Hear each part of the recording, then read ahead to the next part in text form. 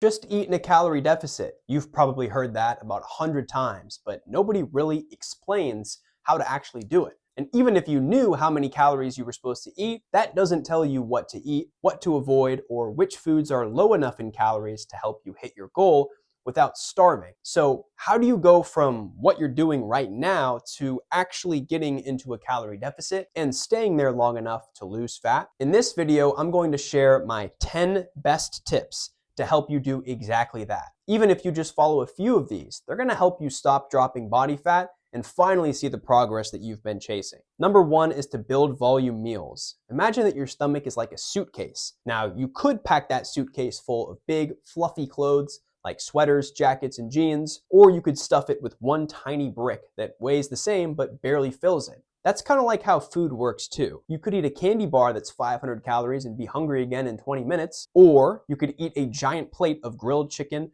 roasted veggies, and potatoes for the same number of calories and feel full for hours. This is what we call eating for volume. It means choosing foods that take up a lot of space in your stomach without blowing up your calorie count. So when you build your meals, think lean protein like chicken or turkey, high fiber veggies like broccoli, peppers, spinach, and a smart carb like rice or potatoes. That's the magic combo. Big plate, modest calories, long-lasting fullness. And little hacks can help too, like adding lettuce to sandwiches or loading up your burrito bowl with peppers and onions. It's more volume, more food, but fewer calories. And here's the kicker. 2,000 calories of fast food feels nothing like 2,000 calories of high volume meals. Same number on paper, but totally different feeling in your body. If you want to stay in a calorie deficit without feeling starved, you've got to learn how to pack your food suitcase the smart way. Number two, set a protein target. Think of your body like a house. Now imagine trying to build that house without pouring the concrete foundation. That's what happens when you try to lose weight by only cutting calories without making sure that you're eating enough protein. Protein is the concrete. It gives your body structure. It keeps your muscles strong, and it helps you feel full even when you're eating fewer calories. Without it, you're just tearing things down with nothing to build back up. So how much protein should you eat? Here's a simple rule of thumb. Aim for 0.7 to 1 gram per pound of your ideal body weight. So if your goal weight is 170 pounds, try to eat around 120 to 170 grams of protein per day. And here's a little mindset shift that you can think about too. Instead of thinking, what do I need to cut out to lose fat? Think, what can I add? How about more lean meats, more Greek yogurt, more eggs, more cottage cheese, more real food that'll actually fill you up and fuel your goals?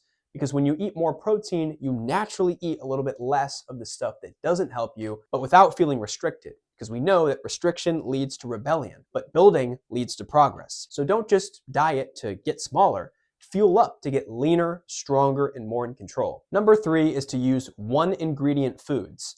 Tracking your food should feel like looking at a simple grocery receipt with just 3 easy things on it, like beef, rice, tortillas. It's easy to read, easy to understand, but now compare that to like a $500 Costco run. 27 items, 3 coupons, 5 samples. You've got sauces, snacks, and surprise extras that somehow made it into the cart. Trying to track processed foods and complicated recipes is just like reading that Costco receipt. It's confusing, it's time consuming, and it's full of hidden calories. That's why one of the easiest ways to stay consistent in a calorie deficit is to keep your food simple. Stick to one ingredient foods. For example, chicken, oats, eggs, potatoes, rice, veggies, fruit. You know exactly what it is, you know exactly how much you're eating, and it's not that you can never eat mixed meals or recipes or things like that, but when most of your meals come from simple foods, tracking becomes faster, cleaner, and way more accurate. There's no need to play food detective, there's no guessing games. The simpler the ingredients, the easier it is to actually stay on track. And when your life's already busy, that type of clarity helps to save you time and make you progress. Number 4 is the liquid calories gotta go. Let me ask you something. What's the difference between eating 300 calories and drinking 300 calories? Eating it, say grilled chicken, potatoes, well, it takes some time. You gotta chew it, you kind of digest it, you feel it in your stomach, you walk away a little bit more satisfied. But drinking 300 calories, that's like 1 glass of juice or a fancy coffee. It's gone in 15 seconds. Here's the worst part. You're still hungry afterwards. Liquid calories are sneaky. They don't fill you up, they don't satisfy your cravings, and they quietly destroy your calorie deficit. Fruit juices, sodas, milk, creamers in your coffee, they seem small and harmless, but they add up fast. So here's the fix. You stick with water, ideally with a pinch of electrolytes, or go for diet sodas if you want some flavor without the calories. Why? Because when you drink smarter, you crave less. And when you crave less, you stay more consistent. So if you're serious about dropping fat, sip smarter and chew your calories. Don't let your drinks do silent damage. Number 5 is stop buying snacks, because buying sugary snacks is like storing live grenades in your kitchen. They might sit there quietly for a few days, but eventually one is going to go off. And when it does, you're the one pulling the pin at midnight. Listen, discipline is great, willpower is fine, but when it's late, you're tired, and your stomach is growling, you're not going to be rising to the occasion. You're going to be falling to your environment.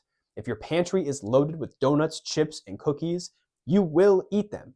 Not because you're weak, but because you're a human. So the smartest move here, don't bring them into the house in the first place. Instead, fill your kitchen with foods that help you stay on track. Fruits, vegetables, Greek yogurt, eggs, lean meats, stuff that keeps you full without wrecking your calorie deficit, because you don't rise to your goals, you sink to your systems. And your kitchen is a system. So build one that makes fat loss easier, not harder. Number 6, use meal carousels. If I could only give you one tip to make fat loss simple, this would be it. But first, if you want to be successful with your fitness, you need 2 things: a solid strategy and consistent execution. And that's exactly what I provide through my one-on-one coaching program.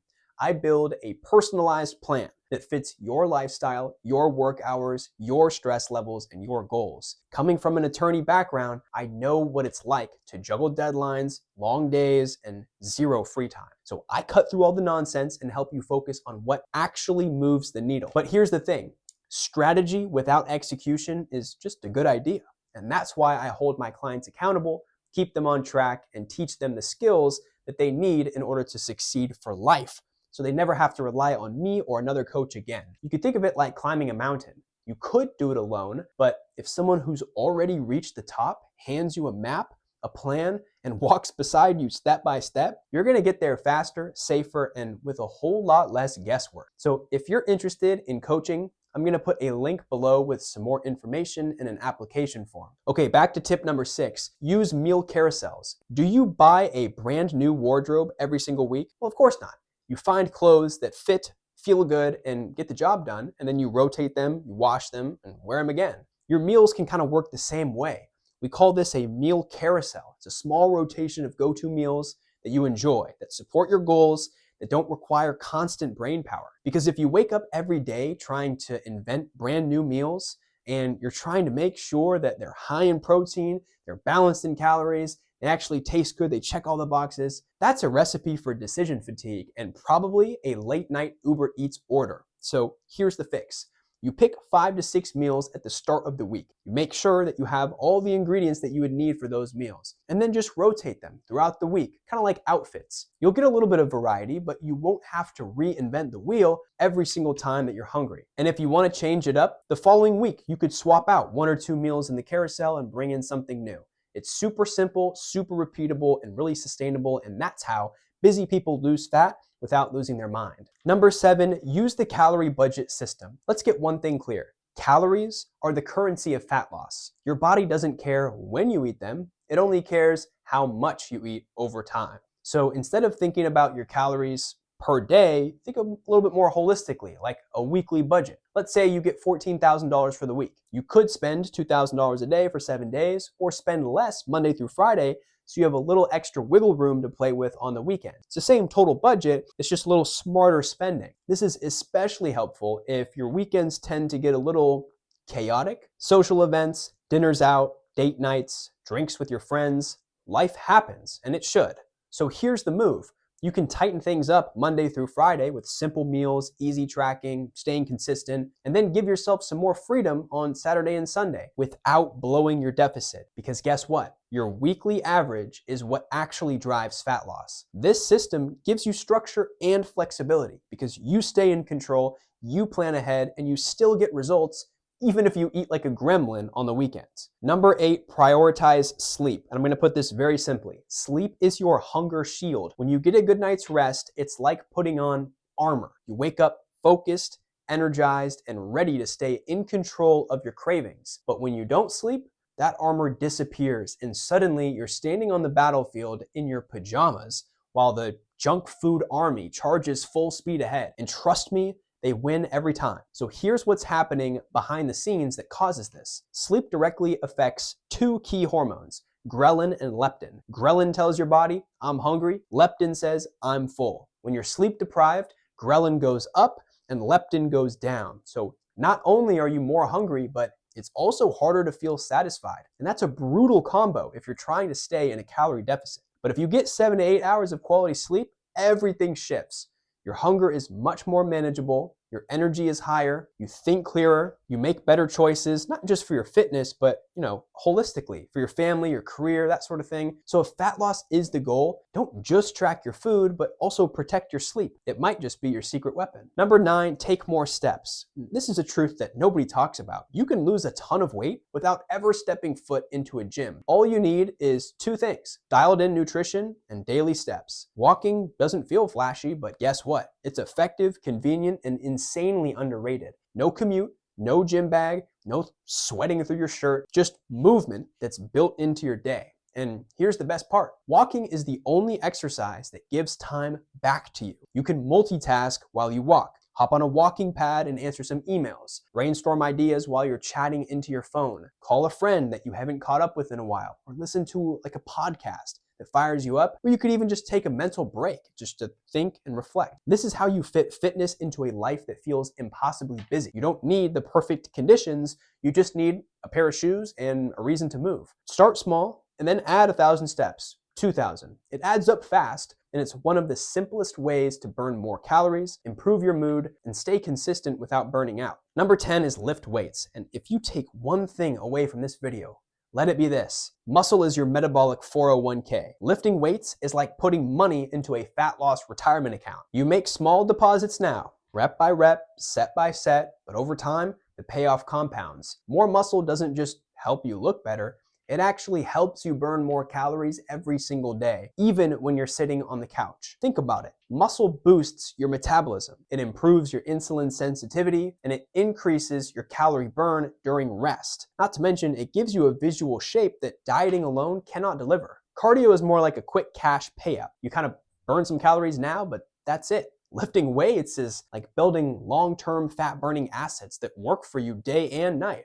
And here's what most people don't realize. You don't need to become Arnold Schwarzenegger to see these benefits. If you focus on the right exercises, you train with intention, and make sure that every rep counts, you can lift just 3 times a week for 30 minutes and still build lean muscle that helps you drop fat faster and stay lean for life. And as a bonus, lifting weights gives you something called the afterburn effect. Because it's a high intensity activity, your heart rate stays elevated, and even after the workout ends. So that means your body keeps burning calories for hours. Not to mention, muscle is one of the top predictors of long-term health and vitality as you age. So if you're serious about fat loss, don't just try to burn fat, but build the body that keeps it off. All right, that wraps up my top 10 tips to get into a calorie deficit and actually stick with it. If you found this helpful, make sure to like the video, share it with a friend who maybe needs to hear this, and subscribe for more simple, no BS fitness advice. And if you want some personalized coaching or tools to help you apply this to your own life, check out the resources that I have linked in the description below. I've got you totally covered. Thanks for watching, and I'll see you in the next one.